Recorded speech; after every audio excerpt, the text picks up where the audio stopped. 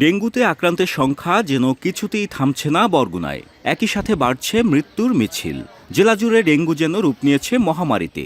বিশেষজ্ঞরা বছরের শুরুতে ডেঙ্গু পরিস্থিতি নিয়ে সতর্ক করলেও প্রশাসনের উদাসীনতার অভিযোগ করে আসছিলেন স্থানীয়রা।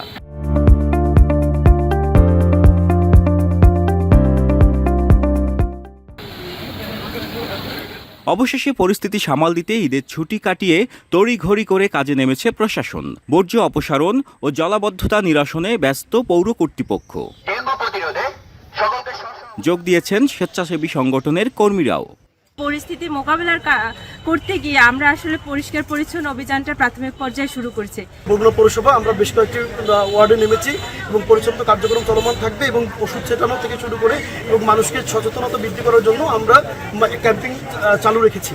৪৫ দিনের একটা টার্গেট নিয়ে নেমেছি। আমরা এখানে পরিচ্ছন্নতা অভিযান যেমন করব, তেমন হসপিটালের সহযোগিতার জন্য মশারি দেওয়া, স্যালাইন দেওয়া এবং আমরা অ্যাওয়ারনেসের কাজ করব। পাশাপাশি আমরা ঔষধ ছিটানো, পরিষ্কার পরিচ্ছন্নতার জন্য এই কাজটিও আমরা করব। এদিকে হাসপাতালে রোগীর স্বজনদের ভিড়ে ব্যাহত হচ্ছে সেবা কার্যক্রম। হাসপাতাল কর্তৃপক্ষ ও রেড ক্রিসেন্টের কর্মীদের নিষেধাজ্ঞা উপেক্ষা করে একজন রোগীর সাথে ভিড় করছেন ৩ থেকে ৪ জন স্বজন। এতে ডেঙ্গুর পাশাপাশি বাড়ছে করোনা সংক্রমণের ঝুঁকিও। বৃষ্টির সিজন কেবল শুরু হইলো, এই চাপ খুব রিসেন্টলি কমার সম্ভাবনা কম। বরগুনার পরিপ্রেক্ষিতে আসলে রোগীর সাথে স্বজন এড়ানো কঠিন, তবে আমাদের সবসময় পরামর্শ থাকে যে রোগীর সাথে একজনের বেশি না থাকতে। একজনের বেশি থাকলে শুধু যে করোনার ঝুঁকি তা না, চিকিৎসা সেবাও ব্যাহত হয়। বর্তমান পরিস্থিতি সামাল দিতে চেষ্টার কমতি রাখছেন না বলে দাবি করেন পৌর প্রশাসক।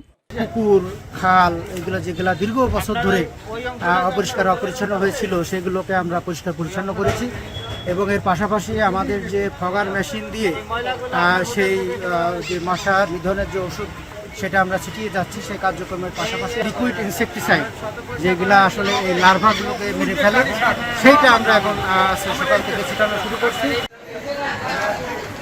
সোমবার সকাল ১১টা পর্যন্ত ২৪ ঘন্টায় বরগুনায় নতুন করে আরও ৬৫ জন ডেঙ্গু রোগী শনাক্ত হয়েছে। এ নিয়ে এবছর মোট আক্রান্তের সংখ্যা দাঁড়ালো ১,৯০৩ জনে, আর মৃত্যু হয়েছে ৫ জনের।